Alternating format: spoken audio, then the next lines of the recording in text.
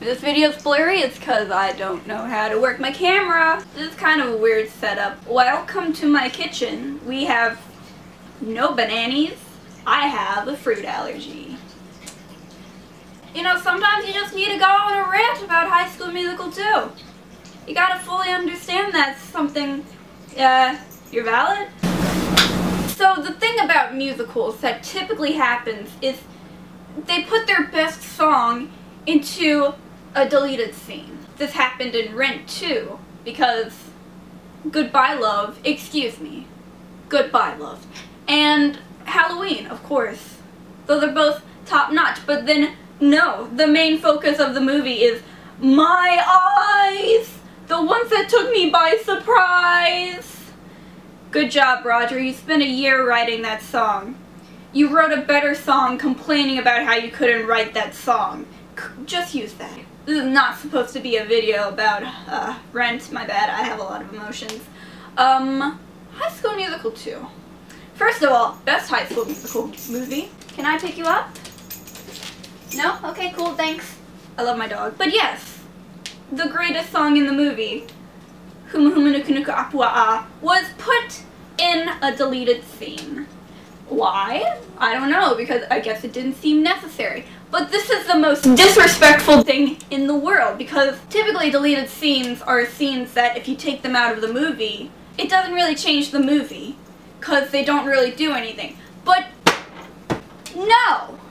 Huma Huma Nuku Nuku Apua foreshadows everything that happens within the movie. It reveals what Sharpay's actual storyline is. If this was put in the movie, people would not be seeing Sharpay as a villain and then 10 years later realize, wait, no, she wasn't a villain. She was just an actress. Huma Huma Nuku Nuku Apua. It foreshadows everything that happens. It also starts the rift between Ryan and Sharpay that leads on into the third movie. So without this, what are you doing? And that doesn't even count about how it is the greatest performed and the greatest lyrics, the greatest beat. It's just, it's so good. I'm going to go into an analysis of this song from the beginning to the end. Now, not only is Huma Huma Nuku Nuku Apua, excuse me. Not only is Huma Huma Nuku Nuku Apua its own perfectly formed standalone story about a princess trying to save a fish prince, but it also is an inner story about the High School Musical movies and the entire franchise, shown from Sharpay's perspective. Now, let's start. A long time ago, in a land far away, lived a pineapple princess, Tiki. She was sweet as a peach in a pineapple way, but so sad that she hardly speaky. So if you listen well, you'll hear her secret wish. Hello everybody, my name is Tiki. I long to free a truly remarkable fish, my sweet prince. So, let's go through that. Sharpay, she's not exactly allowed to show her inner turmoil because it's emotional enough being an actress, because you have to put on all these fake emotions for the role that you're trying to play. So if you stack on your actual emotions onto that as well, it just gets overwhelming. I should have watched the High School Musical movies before this. I'm going from memory here. What Sharpay wants is, she wants to perform. She sees the potential in Troy to perform. And she sees him on stage and how much he actually loves it. And how much he's shoving it down because basketball. Whenever basketball isn't his passion, basketball is the passion that his dad threw on him. And yes, in the end it turned out alright because he ended up liking basketball, but absolutely not to the same level as how he loves performing and singing. Because on the stage, it's like a new person that he never saw before. It's what he was looking for. Do. So, because of this, Sharpay, a performer herself, who from when she was very little, she decided, I want to be a performer. I'm going to pursue this for my entire life, even into my sequel movie.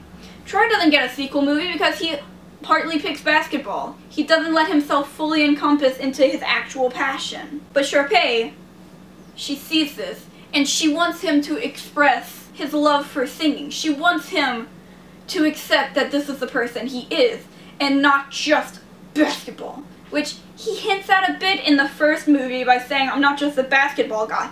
But then in the second movie, he completely erases that and says that the play was only a one-time thing that he didn't want to ever do again. Which was, accept yourself, love yourself, accept yourself. Her actual emotion, she can't really speak them out loud. But if you listen well, her secret wish is to free this truly remarkable Troy, her sweet prince. She gotta free him from just his need to love, his need to express to his dad that, please love me, I'm the basketball guy, I play basketball. Don't you love me because I play basketball? You need to break off from what your father wants, and you need to do what you are pursuing. You need to do what you're passionate about, or else 30 years down the line he's gonna realize, basketball was alright. Man, I should have sung. So she wants to free him from this so that he's not wasting time on basketball. And so that he's pursuing the actual. Yes. So. Huma huma nuka nuka apua ah. Fuck. I killed Ryan. My niko. Huma huma nuka nuka apua ah. Ooh. Hawana waka waka waka niki poo poo poo. That's just his name. She dreams of a boy who is under a spell that has left him all wet and scaly. I sing from my heart with the power of love, just a girl with a ukulele. So, he's under a spell from his father to pursue things that he's not interested in. So she's singing from her heart with the power of love this song to try and tell him. Sharpay doesn't want to say exactly what she's saying out loud because she's afraid it will scare Troy off. So she needs to like plant the seed into his head that you gotta go your own way, you know? And it's similar to how the other father in Coraline, where he is making up a song about Coraline. She's a peach, she's a doll, she's a pal of mine. Hinting at the fact that the doll is stalking her. She's as cute as a button in the eyes of anyone who ever laid their eyes on Coraline. He's trying to hint that the other mother is going to take her eyes and replace them with buttons.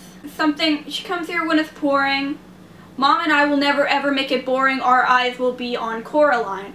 Mom and I will never make it boring because the other mother is going to put her through all these crazy games and it's gonna be wild. Our eyes will be on Coraline, she's looking at Coraline through the doll. He had to hint it because if not then the other mother would be like, excuse me? So he had to hint it through song. It's similar to what Sharpay is doing here because she needs to hint it because if not then someone will be angry. Pretty much.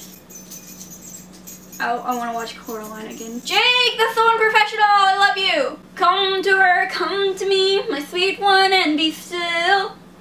I'll grasp your tail and stroke each tender gill, my sweet prince. This is her way of saying that if Troy comes on her side, if Troy joins her side, she'll do whatever she can to make him reach his full potential. She'll show him everything he needs to know. Hi, Jake. I will let you reach your full potential. I will show you everything there is to know about theater. About theatre. Ah, fuck, I forgot. Ryan the Fog! But Ryan the Fog also hints at how Sharpay is both dependent on Ryan and doesn't pay attention to him. Which I will get into in deeper depth later. Huma huma nuka nuka apua ah, mani hoo. Huma huma nuka nuka apua ah, ooh, hawana waka waka waka niki poo poo poo. And this is where we lead into the whole kabuki thing. The clouds turned gray and the big sky cried and the ocean had a fit. Ryan, where's my ocean? And the wind went whoosh and the thunder cracked and mighty Mount Foo-Foo spit. Mighty Mount Foo-Foo spit! So, I will have to separate it into Ryan's perspective and Sharpay's perspective for this part. By the way, Ryan is my favorite character in all of High School Musical. Just gonna lay that out there. Sharpay knows that she's going to have to battle his father over this because ever since Troy was a young boy, this passion of basketball has been thrusted upon him. Shouldn't say that about his father. Has been thrown upon him by his father.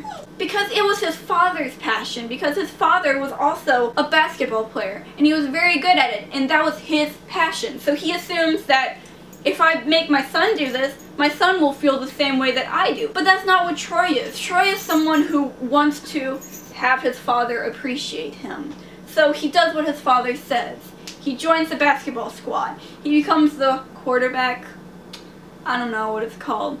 He is the basketball guy. And then he finds this love for music, and he's like, wow, I've never felt this before. That's the same kind of passion that his father felt for basketball. His father thinks that this is only a passion that you can get with basketball. He doesn't let Troy really spread his wings. Like, yes, at the end of High School Musical 1, he's like, fuck, he's good at singing. But he's still pushing on, be the basketball guy, be the sport guy in High School Musical 2, because he's a jack of all trades, you know? He's not gonna stop. That's who he is.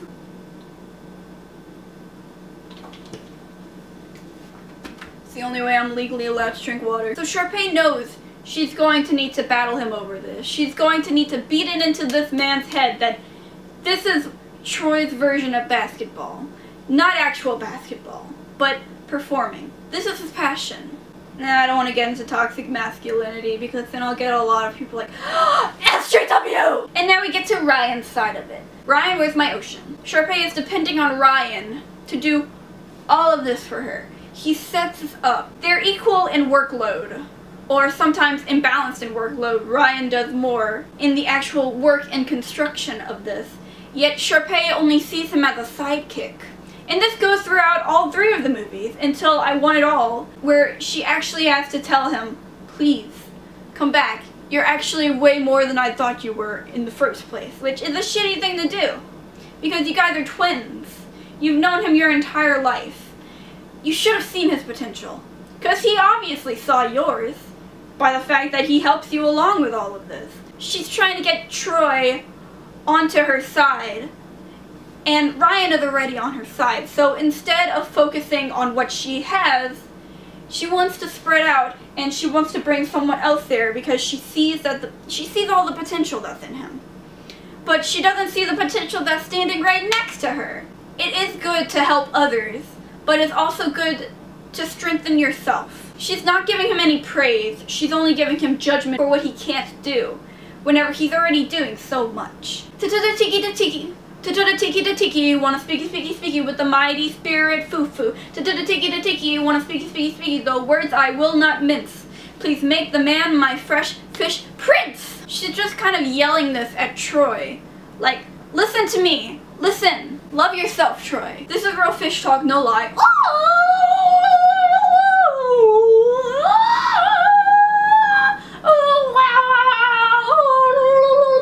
And then he turns into a gorgeous prince and sings, I'm Prince Huma Huma Nuka Nuka Apua'a, my henny hoo. With me! Huma Huma Nuka Nuka Apua'a, ooh, how waka waka waka niki poo poo poo.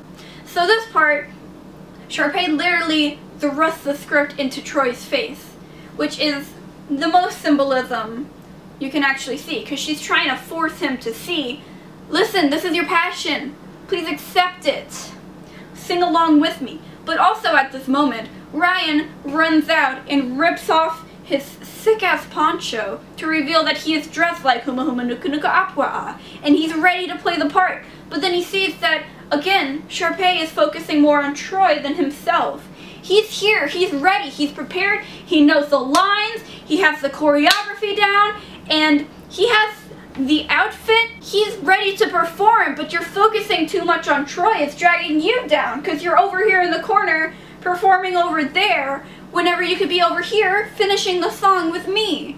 But you won't even look at me because you don't see us as equals. That's what starts the rift. It gets to the point where Sharpay has to convince him to go back into music and to go back on her side with I Want It All, where he makes some very valid points of, you and I, all the fame, nope. Sharpay and what's his name, because he's always placed in the backdrop. She's still thinking of herself more than Ryan, which she's trying to unlearn with the choreography. Bigger is better, and better is bigger, where she accidentally covers him. And then Ryan's like, excuse me? She's like, oh, fuck, sorry. Here you go. You have the spotlight now. Okay, back to it. Everybody! Huma Huma Nuka Nuka Apua'a, my henny hoo. Huma Huma Nuka Nuka Apua'a, ooh, I wanna waka waka waka niki poo poo poo. Waka waka waka niki poo poo poo. Waka waka waka niki poo poo poo. So that is the same exact line that we just had. You can feel with the everybody that she's trying to get Troy to sing along because he completely downright refuses, because looking at it from his perspective, in a seat in the distance, he doesn't see how fun it is, he doesn't see how beautiful it is, he only sees it as embarrassing, which is the same thing that he has with performing. So Sharpay, she's trying to just desperately let him know, this is what you need, this is what you're good at, just let yourself love this. Ryan, he is also stomping around doing the choreography, but now he's upset. And he wants to leave, but he won't leave yet. He has not made friends with Gabriella. He has not gotten his boyfriend yet. No, I only have Sharpay. I can't leave and storm out because then I'll have nobody. And she doesn't even care about me. She won't see that I'm doing the choreography right now. She's too busy looking at Troy, trying to get him to do it. So he finishes the song, very upset. And then from this point onward, Sharpay and Ryan's relationship is strained. And it's strained all the way into the third movie as well. So as you can see, this is the most important song in the movie. It builds up so much between these three characters.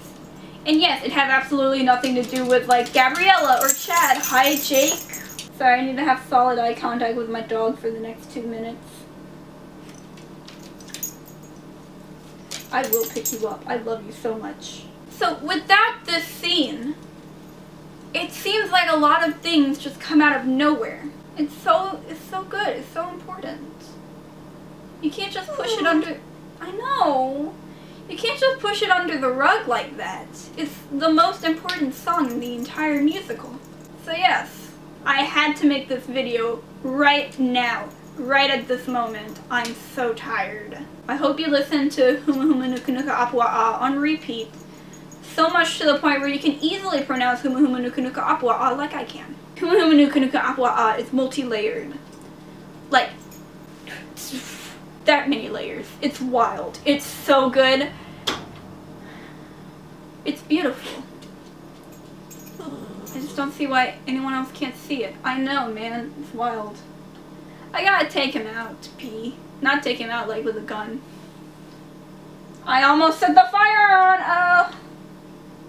I think that's a good stopping point before I set myself on fire. Maybe in the next video. Love you, boos! That's still a weird outro, but I guess I'm stuck to it.